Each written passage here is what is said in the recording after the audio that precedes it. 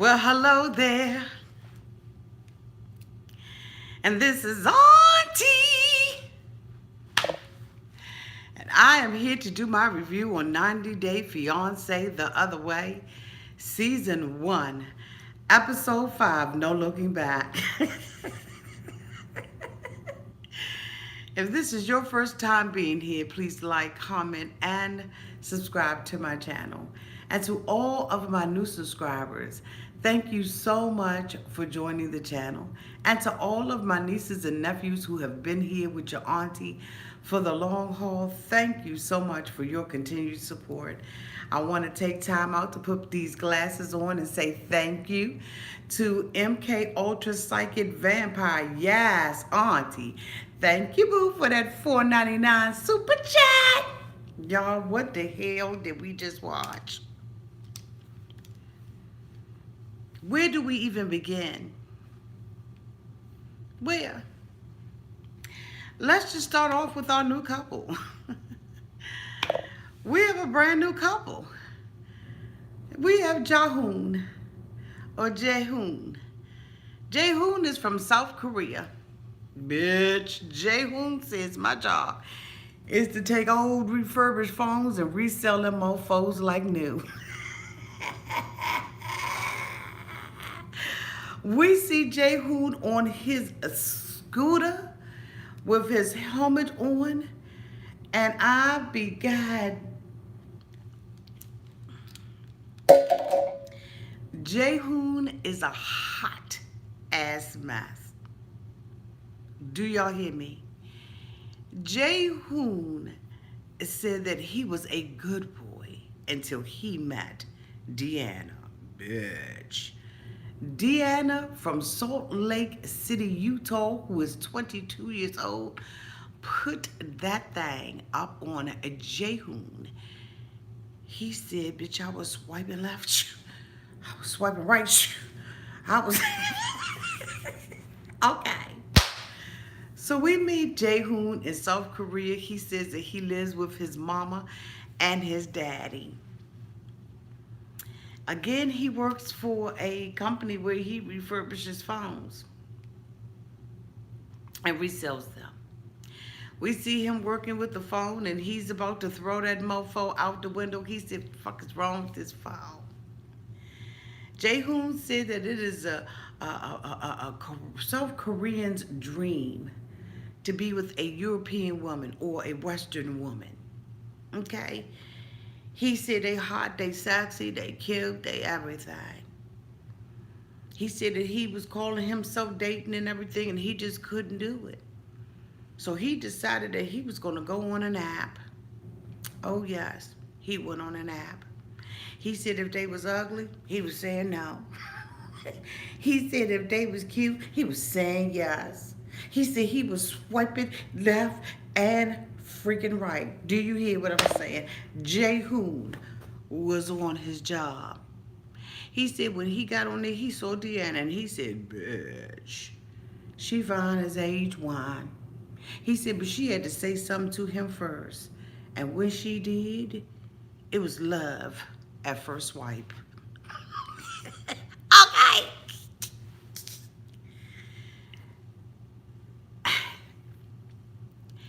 Jaehoon said that he was interested in getting to know her.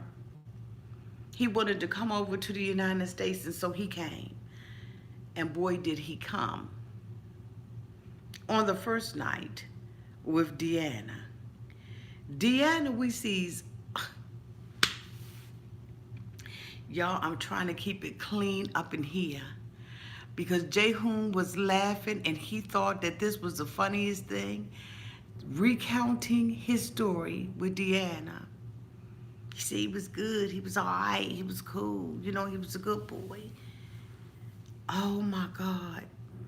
There's so many things your auntie could say, but I swear this ain't Patreon. So I got to keep it clean, because the YouTube police are on guard. But he said when he came over here, she made him believe. Okay? That's a swipe left and a swipe right was what we wanted to do, what we needed to do. and the best thing he ever did do. Jaehoon says that he cares about her. He loves her basically. Meanwhile, in between time, we see her.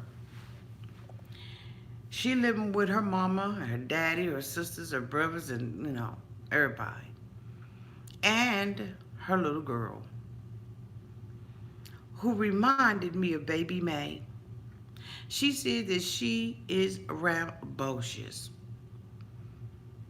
Girl. Mm-mm. Mm-mm. That little girl out of control. Her little ass was up on the counter while they was completely preparing food. Who lets their child do that? That little ass got up there, went up in that cabinet, threw some daggone Tupperware on the floor, and I'm telling you right now, she would have came down with a nub. The little girl is out of control. Now, mind you, this girl is 22 years old.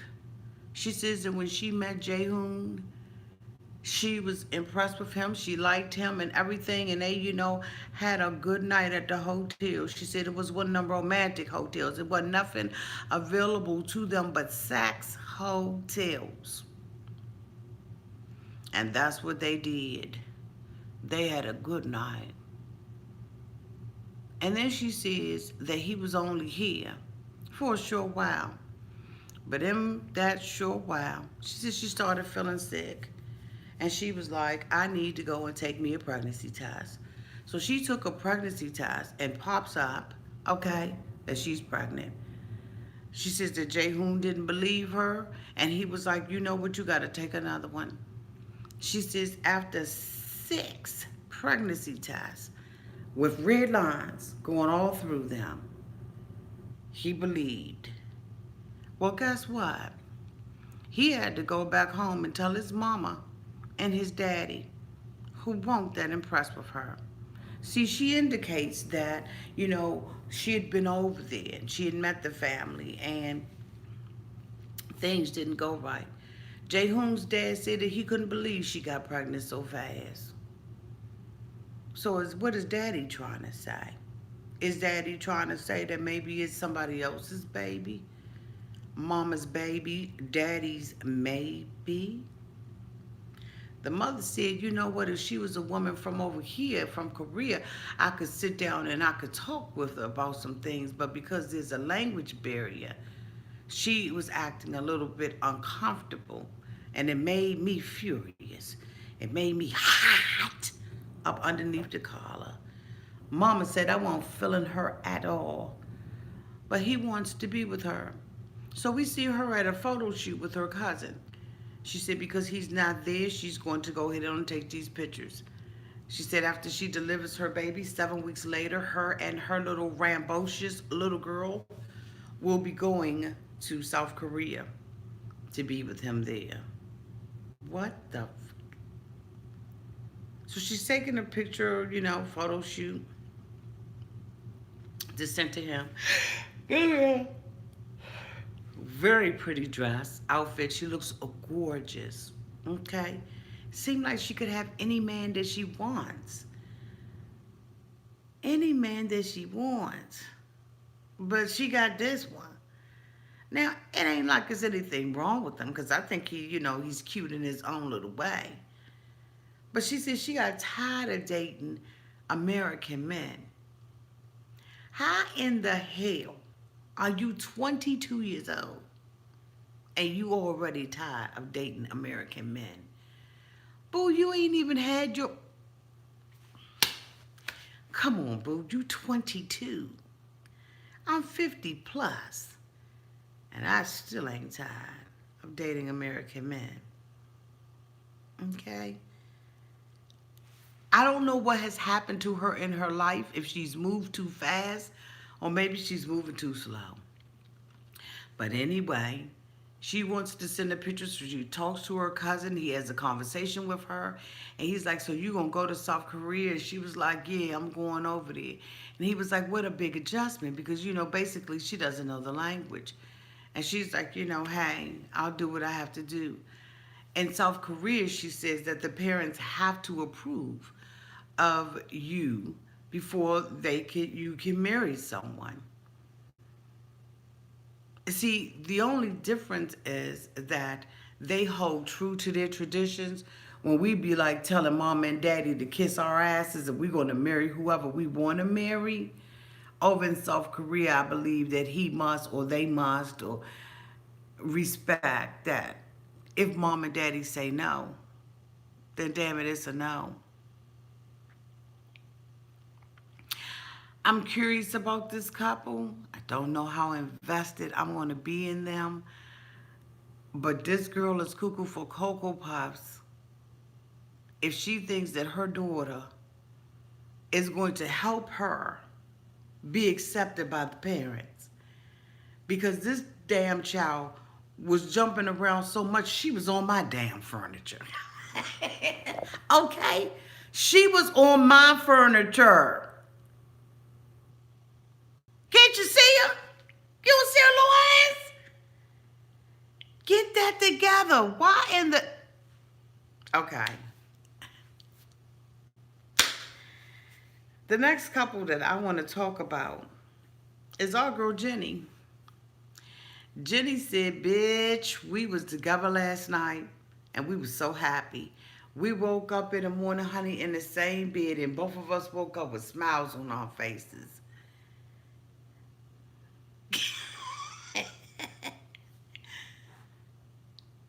And Jenny said, I gave up my whole damn job, my whole family, to be with this man. And so you damn right she got up in the morning with a smile on her face. He's sitting up there smiling and everything with that daggone tooth peeled back and bent off and popped off. Looked like he took a wrench and just, what the... That daggone, that tooth is sitting up there like that joint is gonna, like next week I'm covering my tooth up in homage to Submit. Cause that mofo was smelling like that. Okay. They are happy. And now they get ready to go out to the market to go shopping. She get up in that jitney. She was like, this is the first time I ever been in a jitney. Jenny riding to the jitney, in the jitney going down to the market and said, bitch, I'm scared as hell. I don't know whether or not Submit's mother and them going to jump up from behind a stack of potatoes or what they going to do. I don't know if they're going to yank his ass and take him back home. She riding up in that jitney. The bitch ain't got no daggone doors on it and it barely got a front windshield. She up in that joint, and I mean traffic is going everywhere and every which way. They got bicycles, trucks, dumpsters, cars. I mean, they got all kinds of stuff going on. They don't have no regulation. The bitches ain't got no lines in the street and nothing. Jenny is up on that mofo and said, I don't feel safe up in this Jenny. And I said, Jenny, girl, I'm trying to tell you, I'm in the back and I'm damn near about to die in this Jenny. Okay, because I straight felt like I was riding in the jitney like I was holding on to, you know what I'm saying, trying to grab onto the back of some what the hell? So she gets to the market and everything, and like I said, she's scared. She said, bitch, I am a blonde-haired, blue-eyed white woman walking up around this joint. I need a goddamn disguise. Jenny, I don't give a damn what you put on, boo. You going to stand out in the crowd just like I would be, honey, with my Afro puffs. Go on with your bad self. It's all right, girl, Jenny, be who you are, bitch. Walk up over there. But see, you ain't supposed to be with that little young thing. You know damn well you 30 years older than he is. You know his family wasn't bunking with your ass. Jenny, girl, your ass in danger. And it ain't just from a jitney ride. Jenny got that ass over there and got up out that daggone thing. She had her little thing on her overdressed like a mofo. Jenny had on 4 shirts, a jacket, and a scarf. I said, bitch, ain't you hot over there in India? She ain't give a damn. Jenny was walking through the market and everything. They went up into one of them little joints. And he wanted her to put on, you know, the traditional Indian garb. And Jenny said, bitch, okay, let me see the fabrics up in this mofo, okay? Because what I don't want to be doing is getting this old stuff that's looking like an auntie. They was laying out all the fabric for Jenny and everything. And Jenny was like, you know what, I don't like that. I don't like that. Jenny, bitch, thought she was Pretty Woman. Do you hear me? She thought she was rich again. No, it wasn't Sandra Bullock. It was the other chick. I can't think of what her name is, but y'all know what her name is. That's who she thought she was. She thought that they was going to come over there and they was going to open up some damn jewelry for her and she was going to go and stick her hand in there. They was going to, you know, they was going to close it on her damn hand. Jenny, bitch, this ain't Hollywood. Bitch, you was in India and you in trouble. So, you know, Submit was like, you know, go ahead on and pick something out. You know, the man got it draped on. She said, well, you know, I'm American and I want to dress casual. He said, well, you know what, we can put you on some of that stuff and you could be dressing casual and everything. So she was like, all right. So they was laying this stuff out. Jenny said, I don't like none of this stuff. I mean, go away. No, I don't like that. You know, get the hell. So, you know, she finds something. She said, oh, I like that. That look like a little jumpsuit. Look like a little hat, you know, a little halter, you know. The guy laid it down there for and everything. Submit said, nah, bitch, get that old dress right there. Get that old haggard dress right there. Now, the fabric and all of that stuff was beautiful. The dress was beautiful.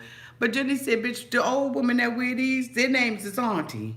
And I don't want to be walking around here being no old 60-year-old auntie. And people thinking I'm old. They was already gawking at him when they was riding in the jitney, and you know they was like, okay, people was looking at him like, the fuck is he doing with her? And Jenny was feeling some kind of way. She said, bitch, you might as well go ahead and get used to that, because they gonna do that all the do-darn day. They gonna ask why I'm with you and why you with me and vice versa and everything else. Smith said, you know what? They gonna think I'm her damn tour guide. They gonna think that. They gonna think I'm in her interpreter until they see us holding hands and everything, and then they gonna realize this my boo. But they out there in the open air market, and they just, you know, they straight out there. I mean, come on, they sitting ducks. You know what I'm saying? You thinking they gonna go back? You think it's not gonna go back to the hood that he is sitting over here in the whole? Come on now. It's inevitable that somebody is going to bust y'all out and tell y'all damn story. But anyway, so she goes in there. He tells her, put this dress on, right? So Jenny putting the, you know, trying to put the dress on, the men all over, you know. They tell her, put your arm up.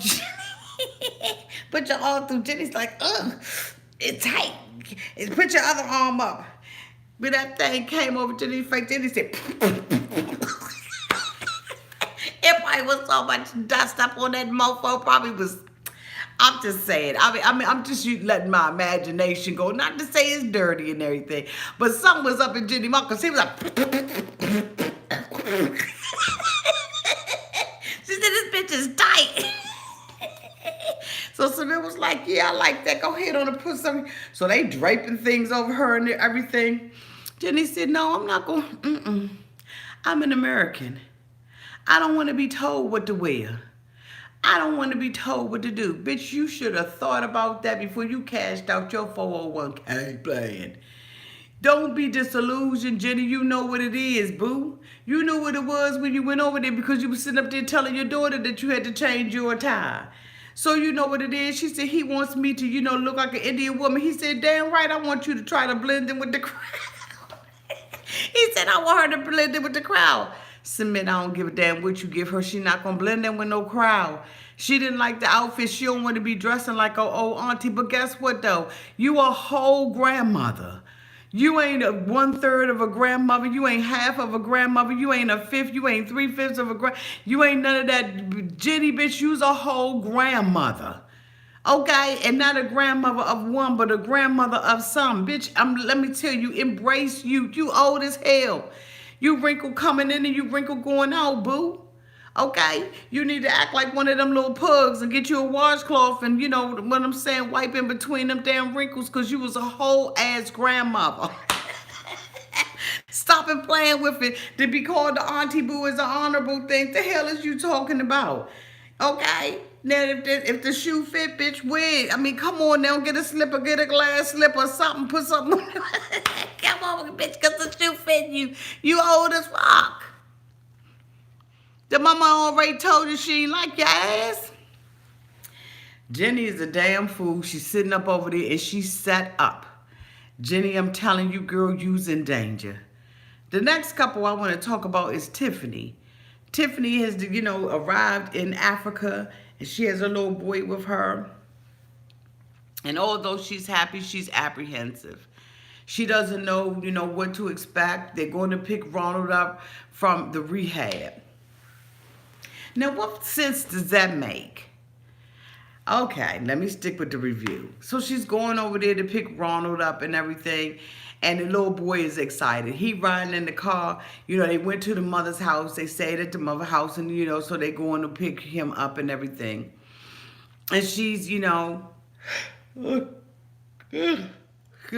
been doing so much work on my house. I'm tired as hell. But anyway, I'm doing this damn review. Ain't I? Okay, yes, I am. So she, she goes over. They get in the car and everything. They riding in the car. And he's looking out the window. And he like... There go a homeless man. So the mother said, no, he ain't, he ain't homeless, boo. He trying to find work for the day. He's a day laborer, okay? You know how the day laborers be, when you go in a hood, and you got the day laborers that had their asses out there in front of Home Depot and Lowe's, you know what I'm saying? Looking for a quick job. And, if you even just accidentally tap on the damn brake of the car, you got a gazillion mofos at your car trying to get work. What you need? You need pay? You need... No, bitch, I don't need nothing. I just tapped on the brake real quick. Anyway, so they riding and he's seeing cows all on the street and everything. He curious as hell. He don't really, he not used to this. He used to, playing with his little friend Hakeem, you know what I'm saying, at the picnic, and he used to seeing houses and stuff like that. This his little ass looking out the window. She said, I know he looking out there and saying, what the hell is... What the hell is going on? But when he's a little kid, he don't know no damn better, and he going to see his daddy for the first time. He excited as I don't know what. And I thought it was the cutest thing. Even though I think that she is Nicole 2.0, and I think she is making one of the biggest mistakes of her life, her little boy is so happy because he says, I am going to meet my daddy. He has never had the love of a daddy. From what I understand from someone on social media is that the dad is deceased. And so it's not like he a deadbeat dad, allegedly, but that he is deceased. So, he didn't have an opportunity to be in a little boy's life. But anyway. And so, they get to the rehab center, and everything. And then they see Ronald. And Ronald is sitting up there with all the boys, you know what I'm saying? And, I guess they must be having like some kind of little class. And then, he runs out and they embrace each other. And the little boy jump up in his arms. And I'm just like, oh, this is such a beautiful moment between him and this little boy. She said that they had created such a bond with one another. And, she is just concerned. She's like, it's one thing if he hurts me, but it's another thing if he hurts my son. And I'm saying to myself, boo, you've hurt your son. Because in order for him to have access to your son, you would have had to have given it to him. And you doing it right now. So you can't blame another mofo if your son get hurt. The only person that you can blame, boo, is blame your damn self. So anyway, she's embracing him. And the mother was like, I'm looking at Ronald. And I realized that Ronald is, he's better. I haven't seen this Ronald, and he looks very good. So he introduces them to, the director and everything of the rehab center. And, he introduced, the mom is familiar with him and everything. He's been there for quite some time. And so, he's ready to leave, and he's playing games with them and everything. And, he sits down. I believe the counselor probably sat down with the mother while they were playing. But he sat down with, with them, was like, let me tell you something, boo, Tiffany. And he told her right in front of Tiffany. He told Ronald right in front of Tiffany, and Tiffany right in front of Ronald.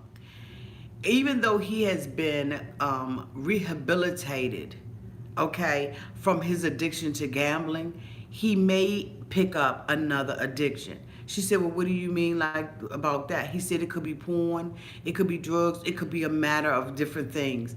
We don't know what it is. And so now here's the thing. People are rehabilitated, and I've heard of people who picked up addictions from other things. And she hasn't even given the man, 1 hour out of rehab in order to find out what it is that he's going to, pick back up. Like she doesn't know. And she's taking such a huge risk. But I think that she doesn't want to take responsibility and ownership for the risk because, but at the end of the day, boo, you didn't even get a man enough time to lay down in his bed and go to sleep one night by himself. Well, you got you and your son over there like that, like you're not thinking. And Shorty wide up on the hips. You understand what I'm saying? Shorty got some hips on her ass, okay? But the mother and everybody is excited, and I'm excited for her. So you know what? It is what it is. The last couple that we're going to talk about, y'all, is that damn Corey and Evelyn. Corey is set up for straight up failure. He is at the house and he is packing up all his things, getting ready to go over to Ecuador to be with Evelyn, who is the woman of his dreams, okay? He said that he would do anything to be with Evelyn. We see him, saying that he really doesn't want to leave and all of that, but he realizes that, he wants to be with her. He again reminds us that he spent $40,000, his life savings, in order to go over there and be with Evelyn, and Evelyn don't give a flying fuck about him. Okay, and let me tell you why I say that. He sits on the phone and has a phone conversation, okay, with Evelyn. A Skype conversation with Evelyn. First of all, it took the bitch too long to pick it up, okay? You know that Skype coming through. Hit that button. So, he gets her on there and everything, and he's like, hey, I'm about ready. I sold everything. I quit my job. I packed up all my bags. I sold my Mercedes Benz. And she's like, oh, okay, well, you just about ready. Let me put my glasses on. Thank you so much, Angie, haha, for the $4.99 super chat. So she basically is like, okay, well, you ready to come over here and everything. And he was like, I'm hoping that everything go. No, he was like, everything's going to go good. We're going to get married. Everything's going to work out. Would you right, Evelyn? And she was like, I don't know. He was like, what you mean? She was like, I don't know if it's going to work out. He was like, Evelyn, I done sold all my shit. I done did this. I've sold my car. I've given up all my life saving. Bitch, I brought you a hut. I brought you a restaurant there. I brought you a vehicle there. I brought $780 worth of clothes for everybody in a mofo village. And you can't reassure me and tell me that everything is going to be okay. She said, bitch, what do you want me to do? You want me to light a lighter behind your foot and kiss your ass and tell you that everything is going to be okay? I ain't doing that. I said, for real? Corey, you ain't tell your mom and daddy all of that. She said, what you think, you some kind of God? You some wonderful Christian Mormon man that I need to be worshiping and kissing your ass? I told you, mofo, I don't know if it's going to work. Excuse me? He said, well, come on. I'm just looking for some reassurance. She said, I can't reassure you or nothing. You come on over here, you take a chance, bitch. He said that when she was over there with him and she found the ring that he was going to use to propose to her, that she went the hell off on him. Corey.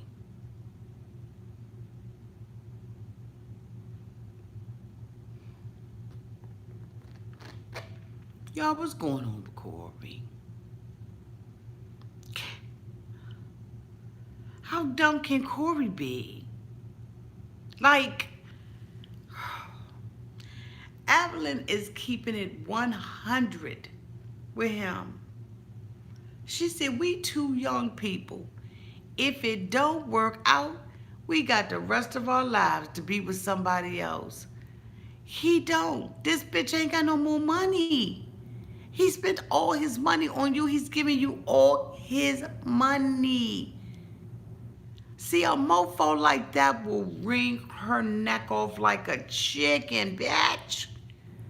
How in the hell did Corey fall in love with this woman, this nasty woman, who is totally opposite of who he is? Or at least it appears that way.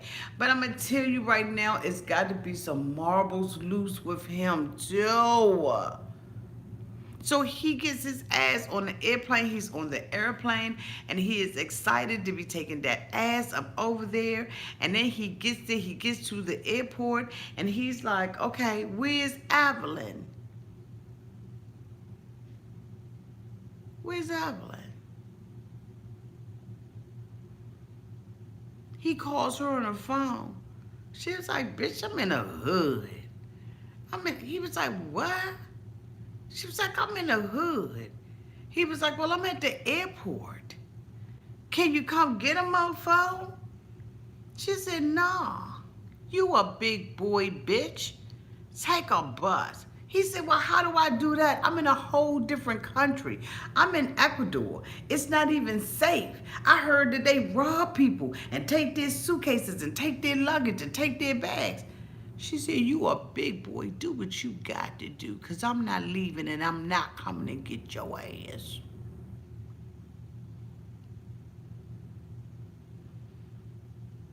You what? Let me tell you something. I don't care if it had cost me an additional $1,000. I would have took my black ass suitcases. I would have took my shoes.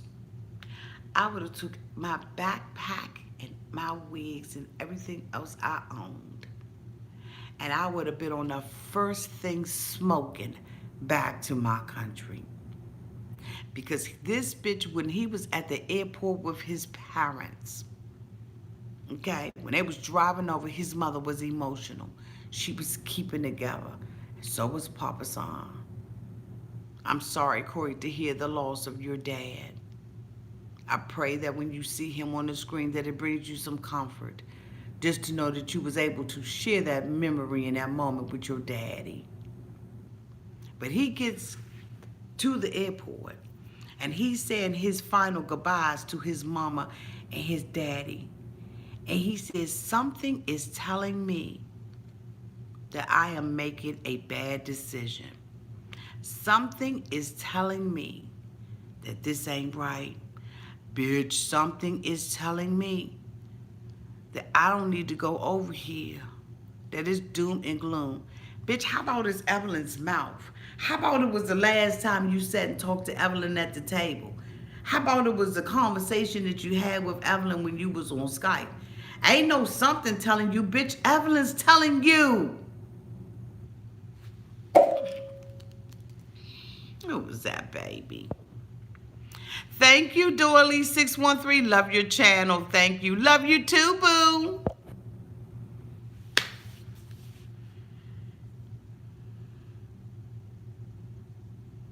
Ain't no way in the world that you don't know that this girl doesn't love you. Corey. Corey. Corey. She don't love you. She don't give a damn about him. And it's horrible. What the fuck happened to his self-esteem, his self-respect, and his self-pride? What has happened and transpired in his life and in life of... Can nobody handcuff his ass?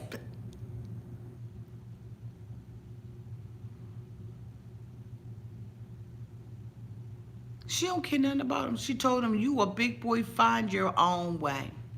I don't give a damn if your luggage gets snatched or whatever. You a grown man. Go on to the city. This bitch is in Ecuador. Ain't no street signs, ain't no daggone, ain't no GPS, ain't no maps, ain't no Google Maps, ain't nothing that's gonna tell him how to get to your fucking hut. Nothing. They ain't got no damn Uber out there, no Lyft. They don't have nothing like that out there, bitch. How she hate what? She gonna tell him, get on a bus. Bus what?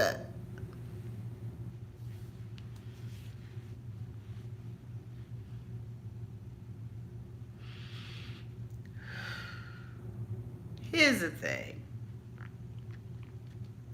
90 Day Fiance The Other Way. With the okay.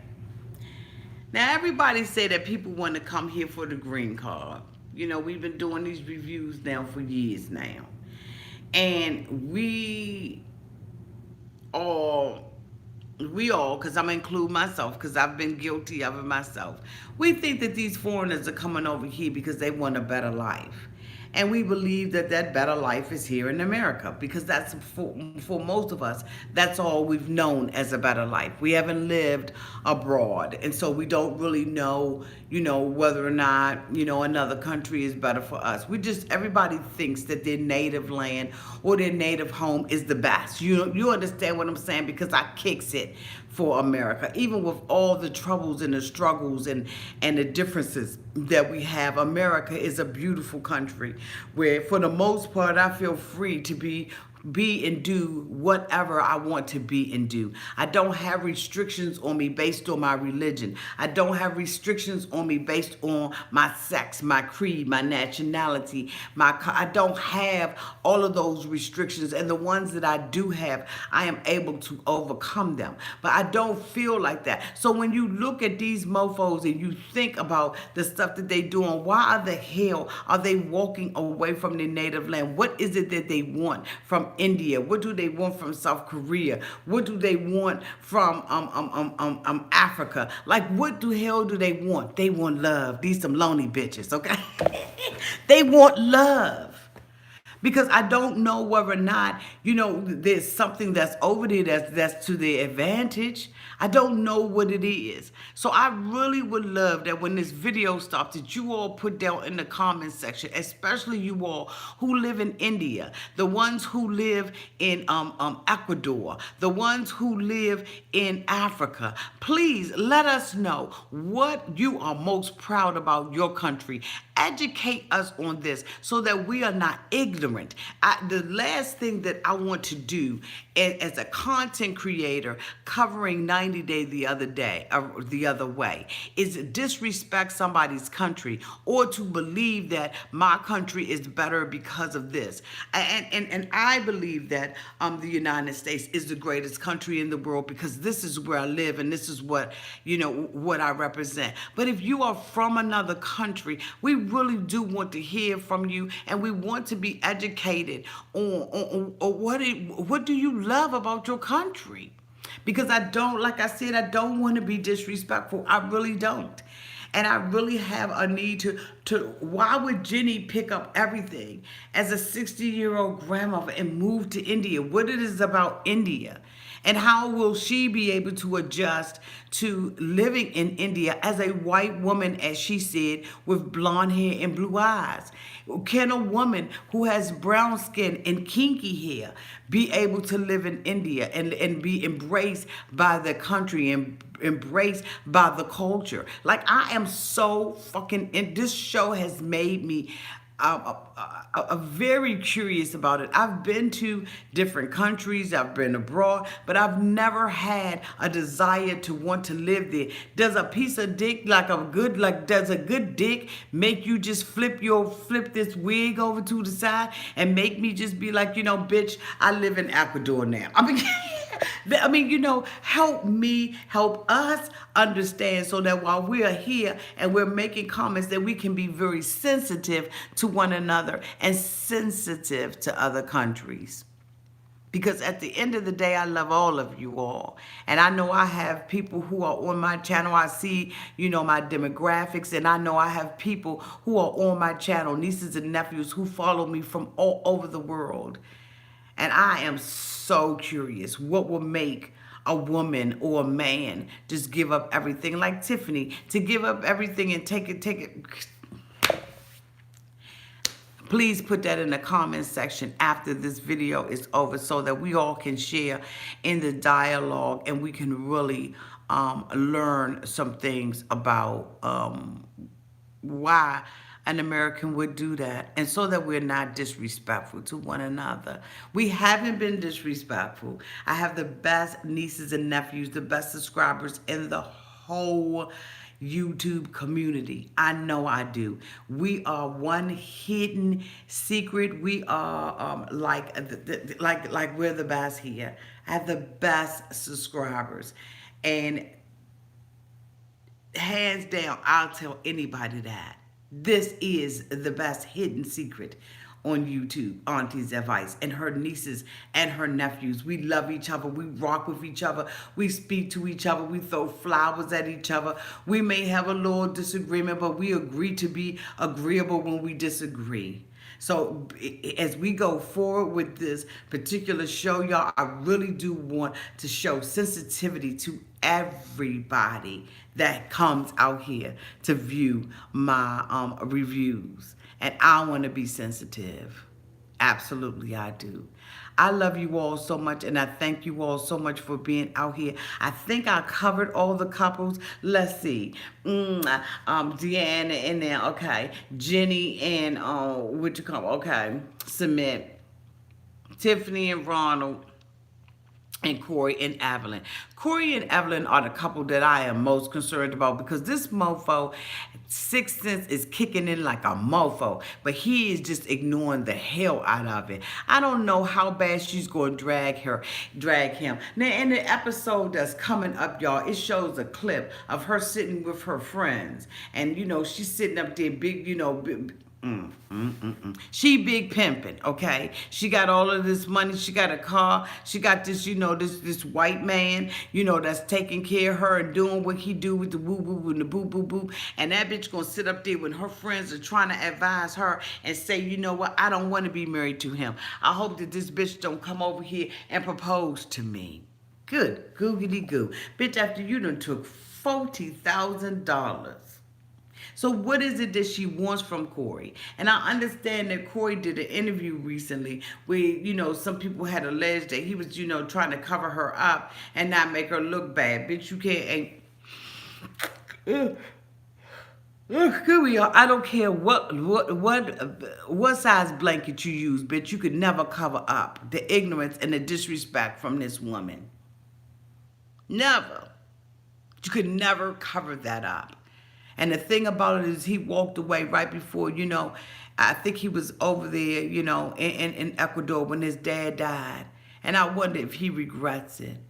You know what? Let me tell you, 90 Day Fiance is all that. I can't wait. I cannot wait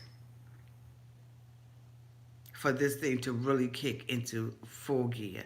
Y'all, I love you all so much. Thank you so much for being here. Thank you to everybody who super chatted. Thank you so much to all my moderators. And I really do appreciate everybody who remembered to hit that thumbs up button when you came into the room so that I knew that you were here and that YouTube did too. I tell you what, I really do appreciate those thumbs up. And I appreciate you all just being here. I love you all to pieces and have a great rest of the week. Mwah. Be well.